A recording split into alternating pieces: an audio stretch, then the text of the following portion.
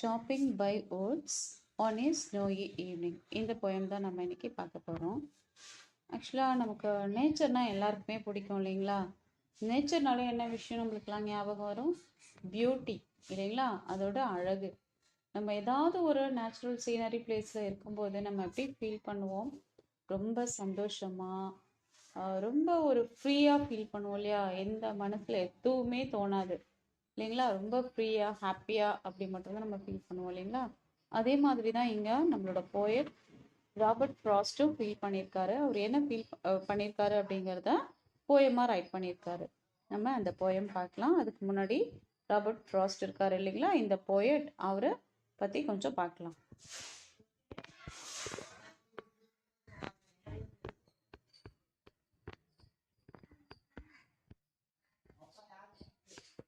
Okay, Robert Frost அவரோட year பார்த்தீங்கன்னா 1874.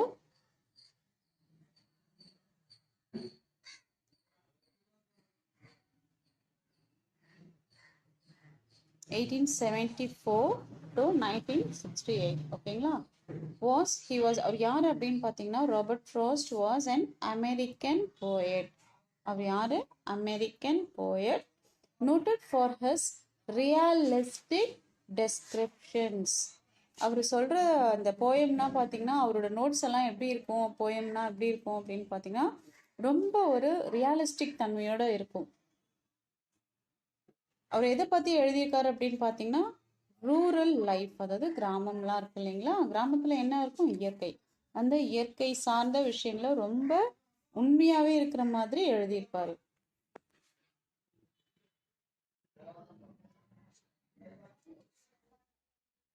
Next, அவர் எப்போ பிறந்தார்னா, born on 26th March 1874. எப்போ பிறந்தாரு? 26 March 1874. அவர் பிறந்த என்ன சொல்றது, அவர் he spent his first 40 years as an unknown entity. அவர் ஒரு 40 years, அவரோட ஒரு 40 வருடங்கள் பார்த்தீங்கன்னா அவர் யாருக்குமே தெரியாத ஒரு பர்சன், ஒரு ரொம்ப சாதாரணமான ஒரு வாழ்க்கையை தான் அவர் வாழ்ந்திருக்காரு. அதை தான் இங்கே சொல்லியிருக்காங்க. he spent his first 40 years as an unknown entity. ரொம்பவே பரிச்சயம் இல்லாதவங்க எல்லாருக்கும், அதுவும் இந்த அளவுக்கு ஒரு பெரிய போயட்டா இல்லாமல் ஒரு சாதாரணமான ஒரு வாழ்க்கையை தான் அவர் வாழ்ந்திருக்காரு. அந்த 40 years கழிச்சு தான் அவர் என்ன பண்ணியிருக்காரு? ரொம்ப ஃபேமஸான ஒரு போயட்டா மாறியிருக்காரு.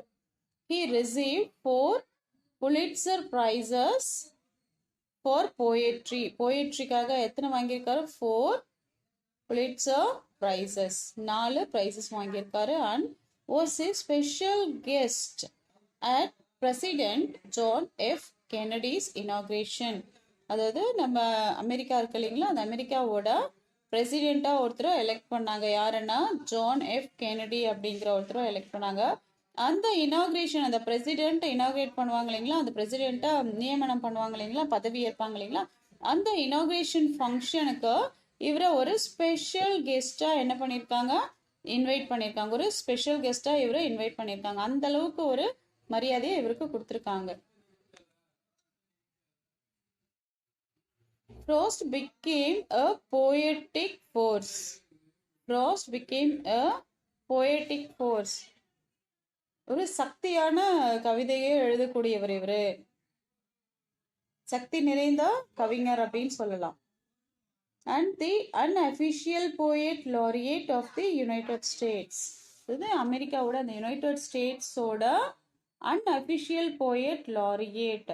அது அதிகாரப்பூர்வமாக இல்லாமல் இருந்தாலும் கூட ஒரு மிகச்சிறந்த கவிஞர், அமெரிக்காவோட கவிஞர், அதாவது யுனைடெட் ஸ்டேட்ஸோட கவிஞர் இவர் அப்படின்னு சொல்லக்கூடிய ஒரு தகுதியை இவர் அடைஞ்சிருக்காரு.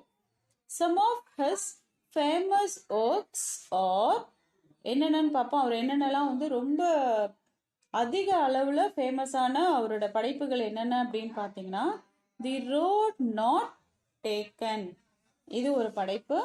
வெஸ்ட் ரன்னிங் ப்ரூக் அப்படிங்கிறது இன்னொரு படைப்பு. மெண்டிங் வால் அப்படிங்கிறது ஒரு படைப்பு. அண்ட் ஆஃப்டர் ஆப்பிள் பிக்கிங் அப்படிங்கிறது, இது இல்லாமல் இன்னும் இருக்கு, பட் இது ரொம்ப ஃபேமஸான அவருடைய படைப்புகள். இதெல்லாமே என்னென்ன பார்க்கலாம். தி road not taken, west running brook, mending wall after apple picking.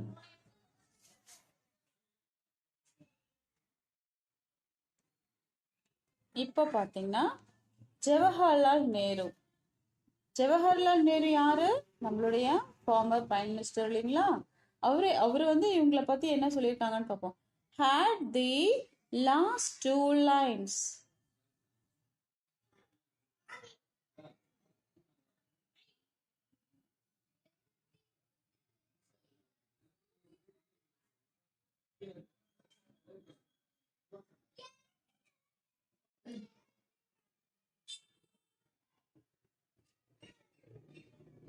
Okay. Jawaharlal Nehru, the former Prime Minister of India, had the last two lines. அவர் வச்சிருக்காரு இங்க 2 lines of this poem written in block letters and placed it on his desk as these lines reminded him of his responsibilities. ஓகேங்களா? இந்த போயமோட last 2 லைன்ஸை என்ன பண்ணியிருக்காரு நம்மளோட former prime minister of India Jawaharlal Nehru இருக்காரு இல்லைங்களா? அவர் என்ன பண்ணியிருக்காருன்னா இந்த போயமோட லாஸ்ட் 2 லைன்ஸ் அவரோட டெஸ்க்ல என்ன பண்ணியிருக்காரு? பிளாக் லெட்டர்ஸ்ல எழுதி அதை பிளேஸ் பண்ணியிருக்காரு. எதனால அப்படின்னா அவருடைய ரெஸ்பான்சிபிலிட்டிஸை அவருக்கு எப்போவுமே இது ரிமைண்ட் பண்ணிக்கிட்டே இருக்கும், அதாவது ஞாபகப்படுத்திக்கிட்டே இருக்கும் அப்படிங்கிறதுக்காக இவர் அதை பிளேஸ் பண்ணியிருக்காரு. அந்த அளவுக்கு ஒரு சிறப்பான கவிதையா இது இருக்கு அப்படிங்கிறதுக்காக இதை இங்க மென்ஷன் பண்ணியிருக்காங்க. இப்போ நம்ம போயம்குள்ள போலாம்.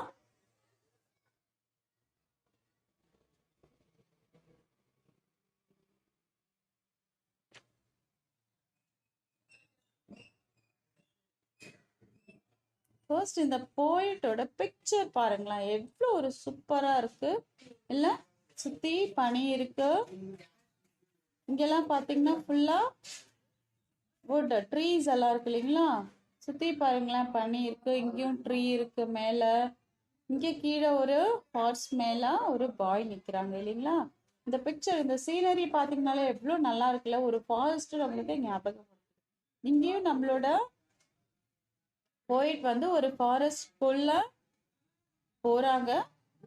அது போகும்போது ஜஸ்ட் அவங்க நின்று அதை பாக்குறாங்க.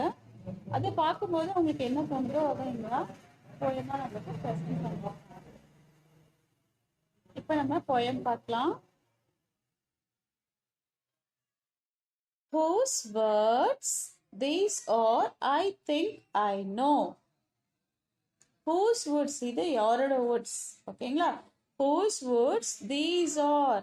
இங்க இருக்கக்கூடிய woods, ஆக்சுவலா இங்க woodனா வெறும் மரக்கட்டை கிடையாது, இங்க இருக்கக்கூடிய மரங்கள், அதாவது பச்சை பசேல்னு பறந்து விருந்து இருக்கு இல்லைங்களா? அந்த மரங்கள், அந்த இடங்கள், அந்த மரம் இருக்கக்கூடிய அந்த இடத்தை குறிக்கிறது. ஓகேங்களா?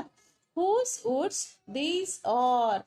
இந்த மரங்கள் எல்லாமே யாருக்கு சொந்தமானது அப்படிங்கறத எனக்கு தெரியும். ஐ நோ, எனக்கு தெரியும் அப்படின்னு சொல்றாங்க. His village is in the village though. அவங்களோட வீடும் எங்க இருக்கு? வில்லேஜ்ல தான் இருக்கு. எந்த வில்லேஜ்ல? அந்த போயிட்டு இருக்கக்கூடிய வில்லேஜ்ல தான் இருக்கு. He will not see me stopping here. அவரு நான் பாக்குறத என்ன பண்ண முடியாது? ஸ்டாப் பண்ண முடியாது. நான் இங்க பாக்குறத அவரு ஸ்டாப் பண்ண முடியாது. To watch his words fill up with snow. அவருடைய மரங்கள் எல்லாமே பாத்தீங்கன்னா பனி படர்ந்து மூடி இருக்கு இல்லைங்களா? அதை நான் வாட்ச் பண்றத, நான் பாக்குறத அவரால் ஸ்டாப் பண்ண முடியாது.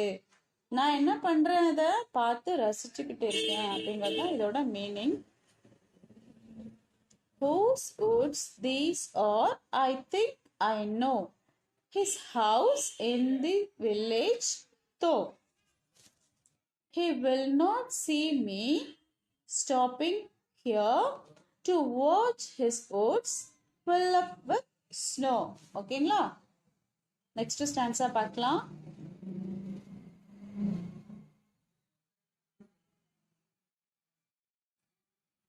My little horse must think it queer. ஓகேங்களா? My little horse must think it queer. குவேர்னா என்னன்னா ஸ்ட்ரேஞ்ச் ஆர் ஆட் அப்படிங்கிற அர்த்தம். ஓகேங்களா? ஸ்ட்ரேஞ்ச் ஆர் ஆட், ஒரு வித்தியாசமா இருக்கிறது. அதுதான் நம்ம ஸ்ட்ரேஞ்சுன்னு சொல்லுவோம் இல்லைங்களா? புதுசா இருக்கிறது, வித்தியாசமா இருக்கிறது. ஓகேங்களா? My little horse must think it queer. நான் நின்று வேடிக்கை பார்த்துட்டு இருக்கேன் இல்லையா மரத்தை எல்லாத்தையும். அப்போ என்னோட ஹார்ஸ் என்ன பண்ணுதுன்னா ரொம்ப வித்தியாசமா பாக்குது. ஏன் வித்தியாசமா பாக்குதுங்கிறத நெக்ஸ்ட் லைன்ல சொல்லியிருக்காங்க, பார்க்கலாம்.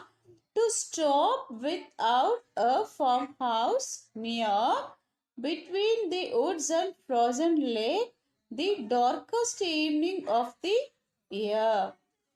மை லிட்டில் ஹார்ஸ், என்னோட சின்ன ஹார்ஸ் என்ன பண்ணுது, ரொம்ப வித்தியாசமா திங்க் பண்ணிக்கிட்டு பார்த்துக்கிட்டு இருக்கு. ஏன்?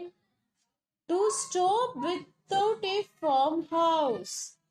To stop without A farm house, அதாவது நான் ஃபார்ம் ஹவுஸ்ல போயிட்டு நிறுத்தாம என்ன பண்ணியிருக்கேன், இங்க ஃபாரஸ்ட்க்கு நடுவுல நின்று இந்த வுட்ஸ் எல்லாம் பார்த்துக்கிட்டு இருக்கேன் இல்லையா. அதனால அந்த ஹார்ஸ் என்ன பண்ணுது, ரொம்ப ஆடா திங்க் பண்ணது, திங்க் பண்ணி பார்த்துக்கிட்டு இருக்கு. ஓகேங்களா? பிட்வீன், நான் எங்க நிறுத்தியிருக்கேன், between the woods and frozen lake. வுட்ஸ்னா ஏற்கனவே நம்ம சொல்லி பார்த்துட்டோம் இல்லையா. வுட்ஸ்னா an area of land covered with thick growth of trees. மரங்கள் எல்லாம் பார்த்தீங்கன்னா ரொம்ப அடர்ந்து வளர்ந்துருக்கக்கூடிய ஒரு ஏரியாவை தான் நம்ம என்னன்னு சொல்லுவோம், இங்கிலீஷ்ல வுட்ஸ்ன்னு சொல்லுவோம். ஓகேங்களா? இந்த வுட்ஸுக்கு நடுவுலையும் ஃப்ரோசன் லேக், உறைந்து இருக்கக்கூடிய ஏரி, தண்ணியே இல்லாம அந்த தண்ணி ஃபுல்லாவுமே என்னவாயிருக்கு, பனியாவே உறைந்து இருக்கு. ஓகேங்களா? அதுதான் நம்ம என்னன்னு சொல்லுவோம், தண்ணியே கிடையாது, அங்கே தண்ணியே நம்மளுக்கு தெரியாது, ஃப்ரோசன் லேக் அப்படின்னு சொல்லுவோம். அந்த ஃப்ரோசன் லேக்குக்கு நடுவுலையும் இந்த வுட்ஸுக்கு நடுவுலையும் நான் நின்றுக்கிட்டு இருக்கிறதுனால அந்த என்னோட லிட்டில் ஹார்ஸ் என்ன பண்ணுது, ரொம்ப ஆடா இருக்கு அப்படின்னு திங்க் பண்ணிக்கிட்டு இருக்கு. ஓகேங்களா? The darkest evening of the year, அந்த அந்த டைம் மென்ஷன் பண்றாங்க. எப்போ அவங்க நின்றுட்டு இருக்காங்க, the darkest evening of the year, அந்த வருடத்தினுடைய ரொம்ப டார்க், ரொம்ப இருட்டான ஒரு மாலை நேரத்துல நாங்க நின்றுக்கிட்டு இருக்கோம் அப்படிங்கறது இங்க மென்ஷன் பண்றாங்க. My little horse must think it were to stop without a farmhouse near between the woods and frozen lake the darkest evening of the year. He gave his harness bells a shake.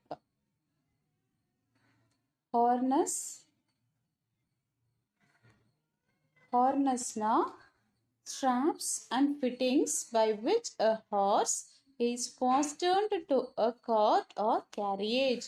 அதாவது அந்த குதிரை ரொம்ப வேகமா ஓடுறதுக்காக போட்டிருக்கக்கூடிய straps, அதுக்கு மேல மாட்டிக்கக்கூடிய இந்த கயிறுலாம் இருக்கு பார்த்தீங்களா, இந்த கயிறு, அப்புறம் இந்த ஹார்ஸுக்கு மேல இருக்கக்கூடிய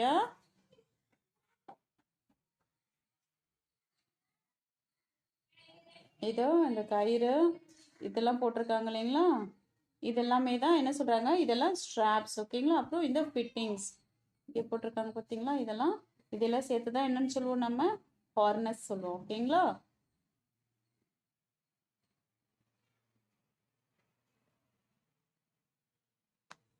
இப்போ ஹார்னஸ்னா என்னன்னு தெரிஞ்சுக்கிட்டீங்க. ஹார்னஸ்னா என்னப்பா, ஸ்ட்ராப்ஸ் அண்ட் ஃபிட்டிங்ஸ். ஸ்ட்ராப்ஸ்னா இதுதான், இதுதான் ஸ்ட்ராப்ஸ்.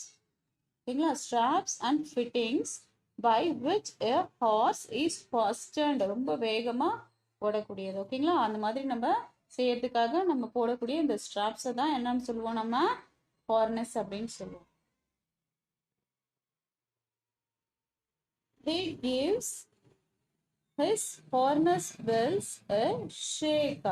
இந்த ஹார்னஸை என்ன பண்ணதான், அந்த குதிரை என்ன பண்ணுதுன்னா ஷேக் பண்றாங்க, ஆட்டுறாங்க. ஏன் அப்படின்னு பார்த்தா, to as if there is some mistake, ஏதாவது தப்பு நடந்துடுச்சா, நம்ம ஏன் இந்த இடத்துல நிக்கிறோம், ஏதாவது தப்பு நடந்துச்சா அப்படின்னு கேட்குற மாதிரி என்ன பண்றாங்க, அந்த ஹார்ஸை தன்னோட தலையை ஆட்டுறாங்க. ஓகேங்களா? தன்னை தலையை ஆட்டுறது என்ன, தலையில தான் இருக்கு இல்லையா அந்த ஃபிட்டிங்ஸ் எல்லாமே, அதை ஆட்டுறாங்க, ஷேக் பண்றாங்க. The only other sounds the sweep. Sweepனா என்னன்னு பார்த்தீங்கன்னா to move swiftly and smoothly. ரொம்ப சாஃப்டா மூவ் பண்றது. ஓகேங்களா? ஸ்மூத்தா மூவ் பண்றது. The only other sounds the sweep of easy wind. Easy விண்ட்னா விண்ட் என்ன பண்ணும்? ரொம்ப சாஃப்டா ஒரு தென்றல் எப்படி இருக்கும்? நமக்கு தென்றல் காற்று எப்படி இருக்கும்? ரொம்ப மெதுவா வந்து அப்படியே நம்மளுடைய உடம்பை என்ன பண்ணும்? வருடம் இல்லைங்களா? அந்த அந்த விண்டை தான் என்ன சொல்றாங்க? அதோட சவுண்டை தான் இங்க சொல்றாங்க. And downy flake. ஓகேங்களா? டவுனினா சாஃப்ட் அண்ட் ஃப்ளஃபி.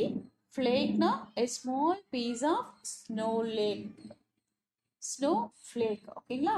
அதாவது வானத்துல இருந்து விழக்கூடிய அந்த பனி துகள்கள் பார்த்தீங்களா?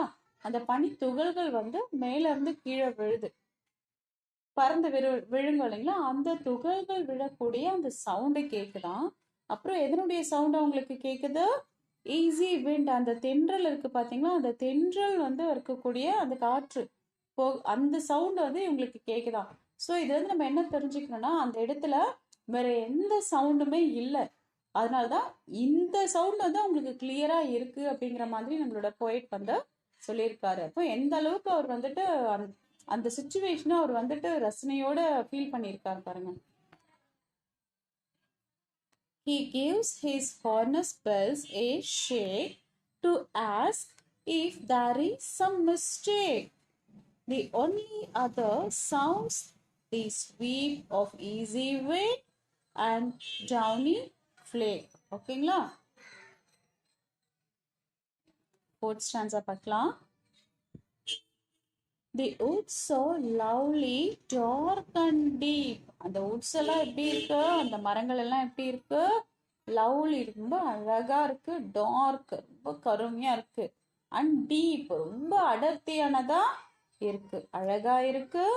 இருள் சூழ்ந்து இருக்கு. ஓகேங்களா? அப்புறம் அடர்த்தியானதா இருந்தாலே என்ன ஆகும்? இருள் சூழ்ந்த மாதிரி தான் இருக்கும் இல்லைங்களா? அதுதான் இந்த லைன்ல சொல்லியிருக்காங்க. But I have promises to keep. ஆனாலும் எனக்குள்ள என்ன இருக்கு? நான் செஞ்சு முடிக்கணும் அப்படிங்கிற விஷயங்கள் நிறைய இருக்கு. But I have promises to keep. நான் செஞ்சு முடிக்கணும்னு நினைச்சு ப்ராமிஸ் பண்ணக்கூடிய விஷயங்கள் ஏற்கனவே பண்ணினேன். ப்ராமிஸ் பண்ணிட்டு நான் செய்யணும் அப்படிங்கிற விஷயங்கள் எனக்குள்ள நிறைய இருக்கு. நான் அதை செய்து முடிக்கணும் அப்படிங்கிறதுக்காக இந்த லைனை இங்க சொல்லியிருக்காங்க. But I have promises to keep and miles to go before I sleep. நான் இந்த என்ன ப்ராமிசஸா இங்க சொல்றாங்க? நான் தூங்குறதுக்கு முன்னாடி, அதாவது எனக்கு தூக்கம் வர்றதுக்கு முன்னாடி என்ன பண்ணணும்? நான் இந்த மைல்ஸ் எல்லாம் தாண்டி என்னுடைய வீட்டுக்கு, என்னுடைய வில்லேஜ்க்கு நான் என்ன பண்ணிடணும்? நான் போயிடணும். இதுதான் இந்த இடத்துல அவரு கன்னட ப்ராமிஸா சொல்றாரு. ஓகேங்களா? But I have promises to keep and miles to go before I sleep. And miles to go before I sleep. இதை இன்னொரு அர்த்தமாகவும் எடுத்துக்கலாம். பிஃபோர் ஐ ஸ்லீப்னா இந்த இடத்துல ரெண்டு விதமா எடுத்துக்கலாம். அவரு இந்த காட்டை விட்டுட்டு அவருடைய வில்லேஜ்க்கு போகணுங்கிறது அவரோட ப்ராமிஸா இருக்கலாம். அந்த மாதிரியும் எடுத்துக்கலாம். அது இன்னொரு விஷயம், அவருடைய கடமைகள் இருக்கும் இல்லைங்களா? தனக்கு இந்த மாதிரி விஷயங்கள், தன்னுடைய குடும்பத்தை காப்பாற்றணும், தனக்கான எல்லாத்தையும் செய்யணும், தன்னை சுத்தி இருக்கிறவங்களுக்காக விஷயங்கள் செய்யணும், இந்த மாதிரியான ப்ராமிசஸ் இருக்கும் இல்லைங்களா? அதை அவர் இறந்து போகிறதுக்கு முன்னாடி அதை அவரை கண்டிப்பா செய்யணும் அப்படிங்கிற அர்த்தத்திலையும் இங்க நம்ம இதை எடுத்துக்கலாம்.